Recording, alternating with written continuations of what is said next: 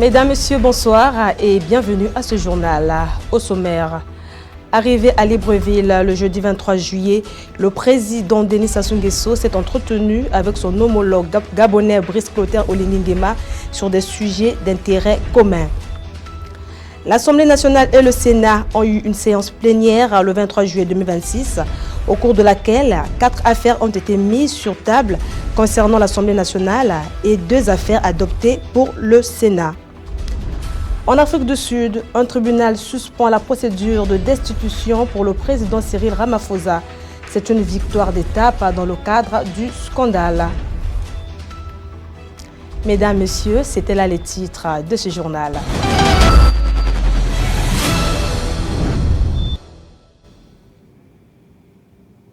Une fois de plus, bienvenue dans votre journal. Le président de la République, Denis Sassou Nguesso, est arrivé à Libreville le jeudi 23 juillet 2026 pour plusieurs activités. Suivez. Le président de la République gabonaise, Brice Clotaire Oligui Nguema et madame, ont rendu une visite de courtoisie au chef de l'État congolais, Denis Sassou Nguesso, jeudi soir. Les discussions entre les deux présidents ont porté sur les relations d'amitié et de fraternité qui lient les peuples gabonais et congolais. Poursuivant leurs échanges, les deux chefs d'État ont passé en revue les questions bilatérales qui cimentent les liens entre les deux peuples. Aussi ont-ils évoqué les sujets d'intérêt commun, notamment la paix et la sécurité dans la sous-région, l'intégration régionale, la protection de l'environnement et les enjeux climatiques, sans oublier les réformes économiques engagées dans la zone CEMAC qui demeurent très bénéfiques pour le bien-être des populations de cet espace géographique. C'est dans un climat convivial que s'est déroulée cette rencontre. Vous l'avez donc compris, cet élément parle de l'entretien du président Denis Sassou Nguesso avec son homologue gabonais Brice Clotaire Oligui Nguema sur des sujets d'intérêt commun.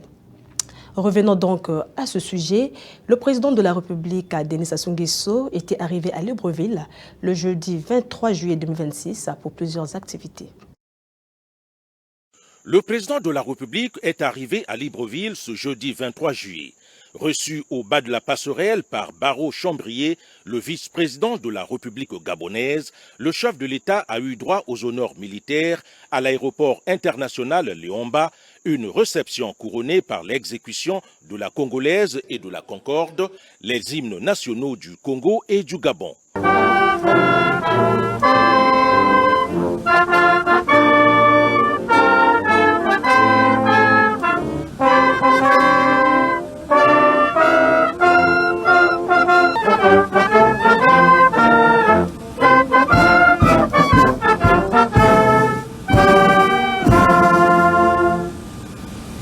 Au salon d'honneur, le personnel de l'ambassade du Congo est venu saluer le chef de l'État, alors que dans la cour, la colonie congolaise s'apprêtait à lui réserver un accueil chaleureux.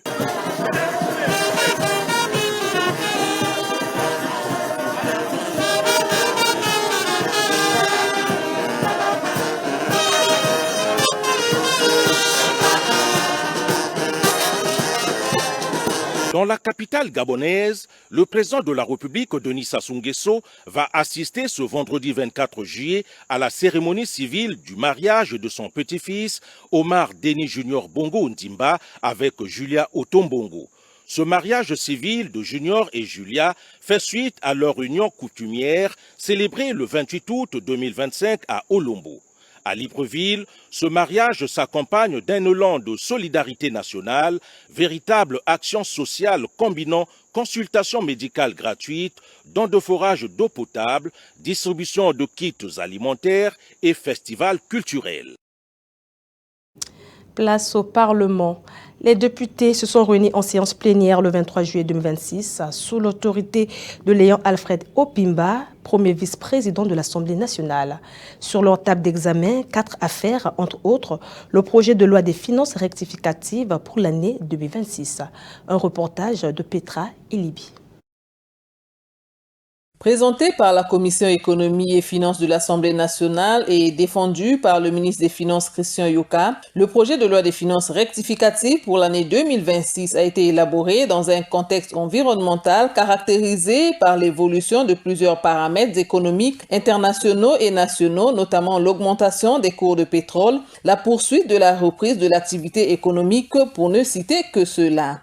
Le budget de l'État rectificatif de l'exercice 2026 dégage un excédent budgétaire prévisionnel de 216 milliards 947 millions de francs CFA contre 230 milliards 373 millions de francs CFA dans la loi de finances initiale.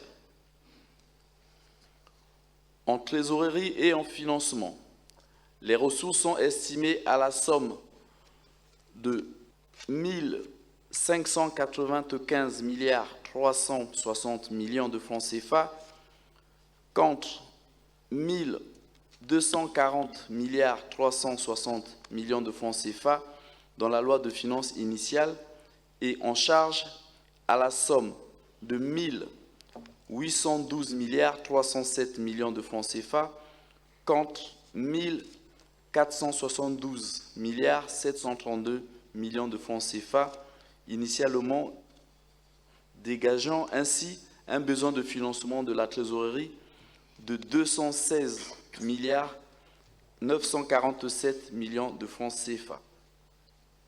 L'excédent budgétaire qui s'élève à 216 milliards 947 millions de francs CFA est en conséquence destiné à contribuer à la résorption de ce besoin de financement de la trésorerie. Le présent projet de loi de finances rectificative ratifie, conformément à l'article 5 du décret numéro 2026-179 du 8 mai 2026, portant ouverture des crédits d'avance au titre de l'exercice 2026, la répartition détaillée des crédits annuels et des crédits ouverts figurant dans les annexes budgétaires réaménagées. Conclusion. Au terme des débats, la Commission économie, finances et contrôle de l'exécution du budget a adopté à l'unanimité et avec amendement la loi de finances rectificative pour l'année 2026 et le budget de l'État arrêté en recettes à la somme de 2 778 milliards 016 millions de francs CFA et en dépenses à la somme de 2 561 milliards 069 millions de francs CFA, ainsi que le présent rapport. Le budget de l'État rectificatif de l'exercice 2026 dégage un excédent budgétaire prévisionnel de 216 milliards 947 millions de francs CFA. Le déficit de trésorerie, estimé à 216 milliards 947 millions de francs CFA, est résorbé par l'excédent budgétaire prévisionnel dégagé supra. L'équilibre global de la loi de finances sera garanti par les recours aux instruments financiers dans les BTA, les OTA, à hauteur de 1041 milliards 574 millions de francs CFA. Au cours de cette séance plénière, les députés ont aussi examiné et adopté le projet de loi autorisant la ratification de l'accord de financement programme de sécurité sanitaire en Afrique de l'Ouest et du Centre phase 3 entre la République du Congo et l'Association internationale de développement. Celui-ci a pour objectif d'accroître la collaboration nationale et de mettre en œuvre la sécurité sanitaire. Sans amendement.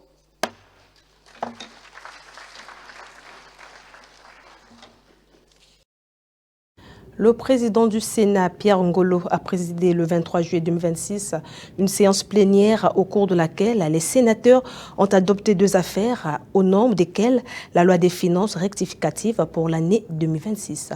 Restons toujours avec Petra et Libye. Le projet de loi des finances rectificative pour l'année 2026 ainsi que le projet de loi autorisant la ratification de l'accord-cadre de coopération entre le gouvernement de la République du Congo et le gouvernement de la République de Cuba ont été examinés et adoptés par la Chambre haute du Parlement le 23 juillet 2026. Pour ce qui est de la première affaire, il convient de souligner que ce projet de loi des finances rectificative a été élaboré suite à l'élection présidentielle de mars dernier, la nomination du Premier ministre pour tenir compte des modifications dans la nature des ministères et de leur nombre.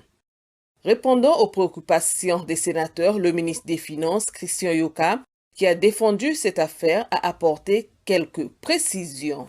Quant à la sensibilité du budget à une baisse de 10 dollars sur le prix du baril. En loi de finances initiale, nous avions un prix du baril 61 dollars. Nous avons vu à la faveur du conflit en cours les prix du baril s'envoler. Comme il était indiqué dans la note de présentation, nous pouvons penser que c'est une bonne nouvelle pour un pays producteur de pétrole comme le nôtre. Simplement, on voit que ce prix est exposé à une grande volatilité en fonction des événements qui prévalent dans la région. C'est ce qui nous a conduit donc à réviser nos projections de prix.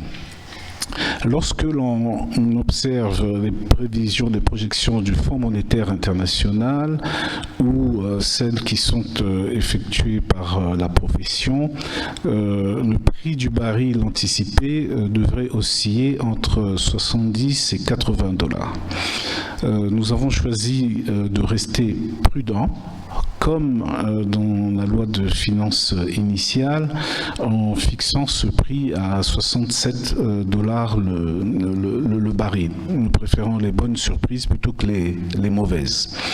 La question qui peut se poser à nous, une autre manière de formuler votre interrogation, c'est de savoir à partir de quel prix nous pouvons commencer à nous inquiéter. Parce que jusqu'à 67 dollars de baril, nous sommes relativement à l'aise sur nos projections et sur notre modèle. Jusqu'à 40 dollars le baril, restons dans une position confortable, relativement confortable d'excédent. En deçà de 40 dollars le baril, nous pouvons avoir des inquiétudes plus légitimes. Donc voilà, donc une sensibilité de 10 dollars aura certes un impact important, mais qui reste soutenable à partir de 40 dollars le baril. En dessous de 40 dollars le baril, nous pouvons commencer à avoir de sérieuses inquiétudes. Vous avez raison donc de souligner cette pression qui s'exerce sur nous, qu'exerce sur nous notre niveau d'endettement. Et en effet, les réformes que nous conduisons pour mobiliser davantage de ressources internes ne produiront leurs effets que de manière décalée. Et donc il nous faut explorer d'autres pistes. À ce stade, dans notre nomenclature budgétaire, nous n'intégrons pas encore les revenus des crédits carbone. Il y a encore un vide quant au cadre législatif et d'un point de vue opérationnel, il est assez difficile d'obtenir des certifications internationales standardisées, etc. Donc le cadre juridique est encore en gestation. Je parlais tout à l'heure de la volatilité du prix du baril. Que dire de la volatilité des crédits carbone? Ce serait assez... ils sont d'un maniement qui demande beaucoup de précautions. S'agissant de l'accord-cadre de coopération entre la République du Congo et la République de Cuba, il a été signé le 27 novembre 2025 et vise à optimiser la coopération entre les deux pays dans les domaines de la formation, de la santé, de la recherche sur les maladies tropicales et de l'agriculture. Notons que le premier accord cadre de coopération entre les deux pays, signé depuis le 24 décembre 1982, était devenu obsolète. Cet accord cadre signé nouvellement permettra aux deux parties de renforcer leurs liens d'amitié et de coopération. Changeons de chapitre. Les horaires de travail dans les administrations et établissements publics au Congo sont désormais fixés de 8h à 15h. Cette nouvelle plage horaire continue remplace l'ancienne qui allait de 7h à 14h, validée par la Commission nationale consultative de travail, CNCT en sigle. Elios Boabé pour les détails. Les membres de la Commission nationale consultative du travail, CNTC en sigle, ont émis, le 15 juillet 2026 à Brazzaville, un avis favorable sur le réaménagement des horaires de travail des agents des administrations et établissements publics administratifs, désormais fixés de 8h à 15h au lieu de 7h à 14h. Cette mesure proposée par le ministre d'État, ministre de la fonction publique, du travail et du dialogue social, M. Pierre Mabiala, lors de la première session ordinaire de la CNT, tenue à Brazzaville le 15 juillet dernier, ne modifie pas la durée légale du travail de 7 heures par jour. Par contre, elle tient compte de plusieurs facteurs entraînant souvent des retards et une faible présence des agents à l'ouverture des services publics, notamment, entre autres, les difficultés de transport et l'éloignement des agents. Le ministre estimait qu'il fallait tenir compte de cette réalité en décalant les horaires de travail. Néanmoins, la durée hebdomadaire de travail reste fixée à 35 heures. En ce qui concerne le temps de travail, je crois que les thèmes de référence sur ce point étaient clairs. Aujourd'hui, vous conviendrez avec moi que l'éloignement, l'agrandissement de la ville et avec les problèmes de transport, vous avez constaté que dans les administrations, quand vous arrivez à 7 heures, pratiquement les administrations vides, sinon presque fermées. Et le ministre a pensé que pour tenir compte de ça, il fallait avancer le temps de travail. C'était juste de décaler le temps de travail au lieu de commencer le travail à 7 heures et arrêter à 14 heures. On a juste décalé le temps de travail en commençant à 8 heures pour terminer à 15 heures. Certains observateurs estiment que l'exécution de cette mesure et d'autres prises par le ministre permettra de redorer l'image de la fonction publique, souvent accusée à tort ou à raison de léthargie, de manque de diligence et d'extorquer de l'argent aux usagers.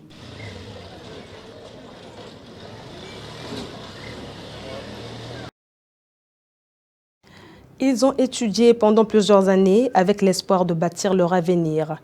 Mais une fois le diplôme obtenu, nombreux sont des jeunes Congolais qui se heurtent à la difficulté de trouver un emploi. Entre attentes, désillusions et espoirs, ils interpellent les pouvoirs publics dans ce reportage de Bonel Messier et Welcome à Yaoundé.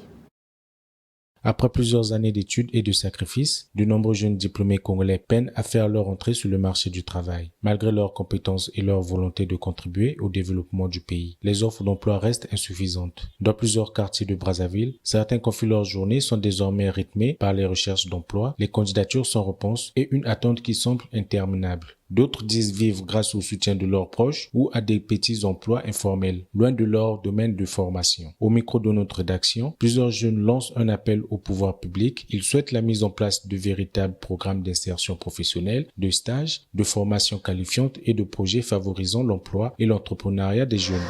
L'avenir de la jeunesse congolaise, premièrement pour moi, j'aurais aimé qu'on puisse nous orienter parce que là, on nous apprend à décrocher les diplômes, mais on ne nous montre pas comment se servir de nos diplômes. J'avais essayé avec les concours, ça n'a pas marché. Je me suis dit, bon, ce serait mieux de finir d'abord mes études universitaires et puis chercher l'emploi. Et tant que diplômé sans emploi, je garde encore espoir parce que je sais que ça va aller. Il y a encore d'autres opportunités qui nous attendent dans la vie. Je pense que ça va aller. Pour d'autres, l'avenir ne doit plus reposer uniquement sur une intégration à la fonction publique. Ils estiment que l'entrepreneuriat, accompagné par des politiques publiques adoptées et un meilleur accès au financement, peut constituer une alternative crédible pour créer un emploi. Pour mes chers jeunes, diplômés sans emploi, je vous dirais tout simplement que il ne faut pas attendre toujours que l'État nous donne des emplois, il faut plutôt en créer. Aujourd'hui, nous ne sommes plus à l'ère d'attendre la fonction publique, mais plutôt à entreprendre. Donc, vous avez plein de potentiel, pensez faire beaucoup de choses, lancez-vous dans les formations et non attendre à ce que le gouvernement nous puisse donner toujours de l'emploi. Un message au gouvernement, je dirais que certes ils disent qu'il y a un accompagnement qui se fait, bon, mais cela est encore, je peux dire, inefficace parce que ça ne se fait pas vraiment sentir sur le terrain. Le grand problème se pose sur l'accompagnement pour les études d'abord.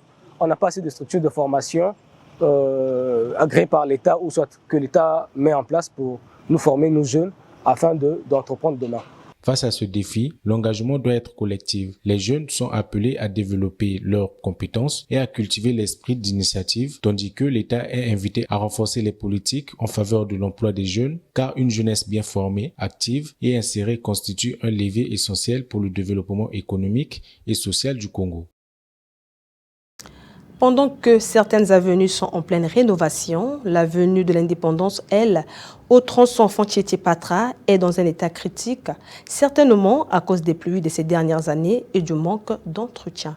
Elios Boabé, Rudy Gloire Maswangi, Francky, premier.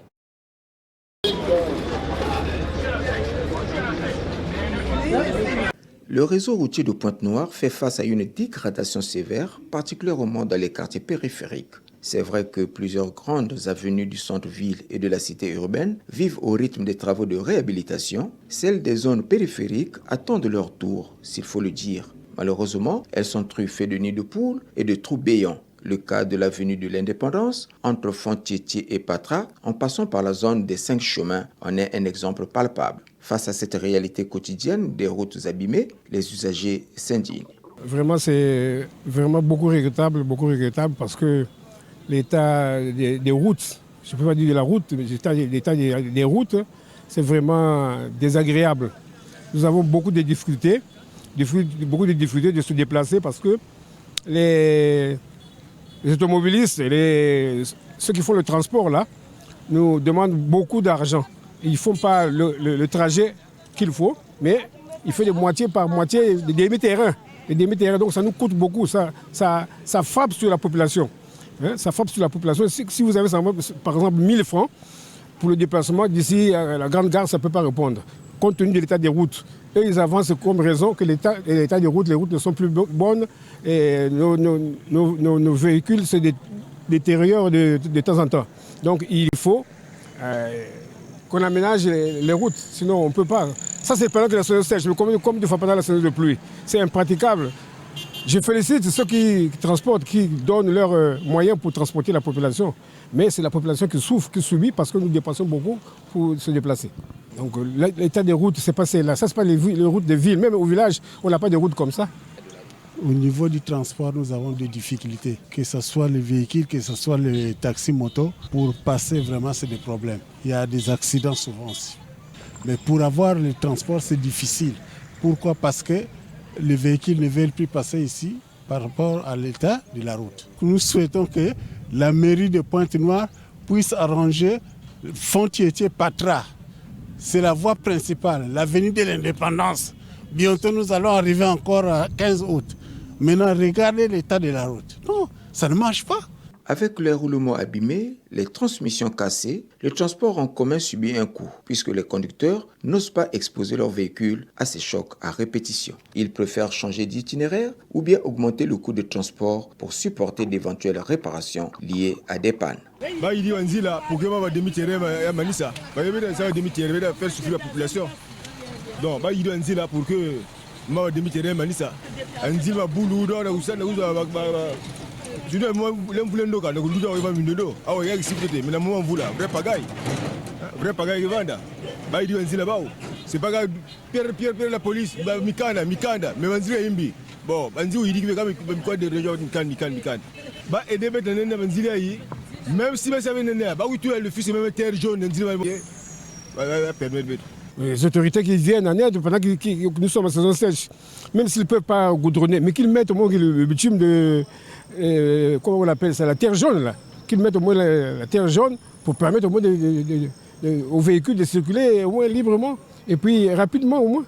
La dégradation des chaussées était accélérée par des fortes pluies et par manque de réseau de drainage. Le trafic intense dans cette avenue se traduit par d'importants embouteillages, des détours obligatoires et le parcours des véhicules roulant dans le même sens sur une double voie. Un spectacle désolant que la municipalité se doit de résoudre rapidement car cette avenue est vitale pour les populations car elle conduit droit vers un des plus grands centres hospitaliers de Pointe-Noire, l'hôpital de Patra.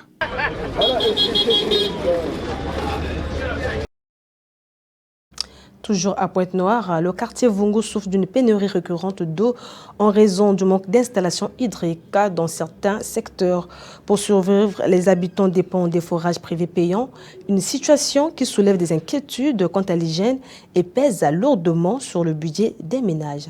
On fait le point avec Rudy Gloire Maswangui et PJ Ngoma.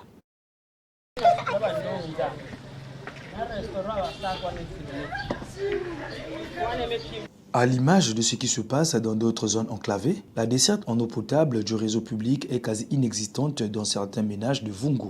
Les résidents sont contraints de faire face à de nombreux défis pour se procurer de cette denrée de première nécessité. Ils sont obligés de n'utiliser que les fourrages pour s'approvisionner en eau tout en déboursant de l'argent quotidiennement ou payer des abonnements mensuels. Oui, certainement, c'est un grand problème ici. La population est confrontée à d'énormes difficultés en ce qui concerne la distribution d'eau. Nous constatons que dans ce quartier, il n'y a aucun circuit de la SN2 ici dans ce quartier. Le quartier ne fonctionne encore, ne vit qu'à base des forages. Et de surcroît, s'il n'y a pas d'électricité, la population peine. Ici, actuellement, le bidon coûte 25 francs, mais quand il n'y a pas d'électricité, le bidon augmente à 50 francs. Tel que présentement, là où nous parlons, il n'y a pas d'électricité. Il y a un forage là à côté qui est déjà fermé parce que le stock est déjà fini. Donc il faut de l'électricité pour que la population arrive au moins à avoir de l'eau à un prix un peu acceptable. Mais quand il n'y a pas d'électricité, je réitère sur ça, les gens peinent pour avoir de l'eau.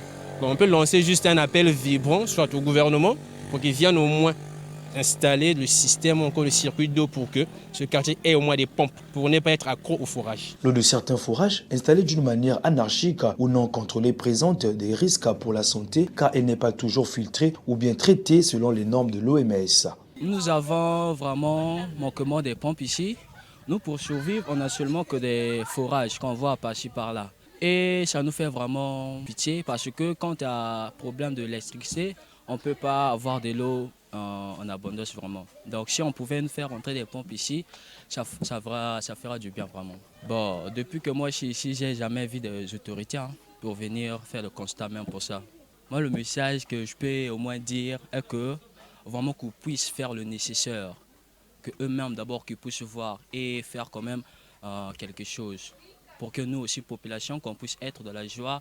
Et ça fera aussi du bien à chacun de nous ici, vraiment qu'ils puissent essayer vraiment d'arranger notre situation. À Vungu, la pénurie d'eau n'est plus un fait divers, c'est une crise silencieuse qui ronge le quotidien, la santé et le porte-monnaie des habitants. Pointe-Noire se veut une ville en chantier, ville qui se modernise. Mais tant que des quartiers entiers devront se battre pour un bidon d'eau, la promesse restera inachevée. Les habitants de Vungu n'en demandent pas plus, juste les installations hydriques, autrement dit un réseau d'eau potable. 3 jours, courant KV, était nové maza, bete cacao. Donc il est courant dans sala matata, bete sina nové maza, babimios.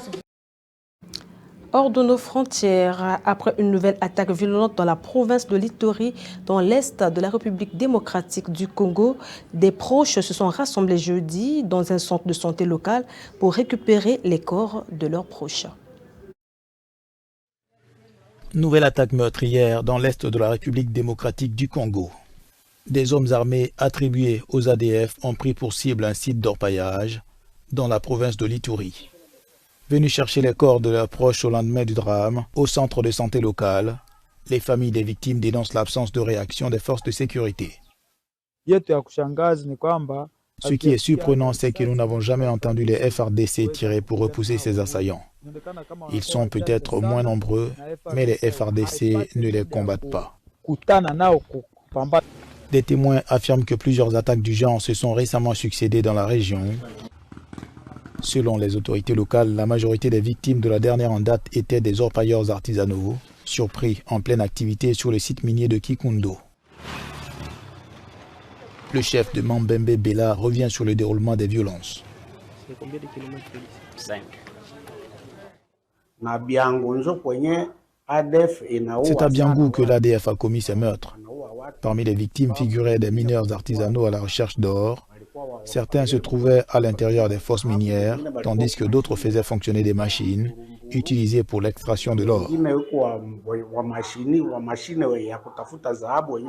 Ces nouvelles tueries interviennent dans un contexte de violence persistante dans l'est de la RDC, où plusieurs groupes armés restent actifs. Une insécurité qui complique également la riposte contre l'épidémie d'Ebola, les équipes de santé peinant à accéder à certaines zones touchées. En Afrique du Sud, un tribunal suspend la procédure de destitution du président Ramaphosa. C'est une victoire d'étape dans le cadre du scandale. Suivez. En Afrique du Sud, la Haute Cour du Cap occidental a pris vendredi une ordonnance suspendant temporairement l'enquête sur la procédure de destitution suivant une requête du président sud-africain. Ramaphosa bénéficie donc d'un répit au moins jusqu'en septembre, le temps pour la justice d'examiner un rapport d'experts datant de 2022 qui soupçonne le président d'avoir violé la Constitution. Cyril Ramaphosa est menacé de destitution dans le cadre de l'affaire Farmgate concernant le vol d'une importante somme d'argent en devises étrangères dans sa luxueuse ferme de Falafala dans la province du Limpopo au nord du pays. Le chef de l'État sud-africain avait indiqué que les 580 000 $ provenaient de la vente de vin buffle, mais ses détracteurs se demandaient pourquoi il gardait une telle somme en liquide dans sa propriété. Ramaphosa a réaffirmé vendredi son respect de l'indépendance judiciaire et de la séparation de pouvoirs inscrite dans la Constitution. Quittons l'Afrique pour l'Europe. Alors que la saison de transmission ne fait que commencer, l'Organisation mondiale de la santé appelle les pays européens à renforcer la surveillance des moustiques. Illustration. L'Organisation mondiale de la santé appelle les pays européens à renforcer la surveillance des moustiques face à la hausse des cas du virus du Nil occidental. Si le risque pour la population reste globalement faible, l'agence recommande aux personnes vivant dans les zones concernées d'adopter des mesures de protection. Le virus transmis par piqûre de moustiques infectés après contact avec des oiseaux porteurs circule principalement entre la fin du printemps et l'automne, avec un pic généralement observé entre juillet et septembre. Il n'existe à ce jour ni vaccin homologué pour l'être humain, ni traitement antiviral spécifique. L'OMS rappelle que près de 80% des personnes infectées ne développent aucun symptôme. Les autres peuvent souffrir de fièvre, de maux de tête, de fatigue ou de douleurs musculaires. Dans de rares cas, l'infection peut atteindre le système nerveux central et provoquer une méningite, une encéphalite ou encore une paralysie. L'excellence est un art gagné par l'entraînement. C'est la fin de ce journal télévisé réalisé par Angela Merveille, coordonné par HB. Merci de suivre TPT+, la chaîne du moment. Ensemble, partageons l'information. Mesdames, Messieurs, prenez soin de vous. À demain.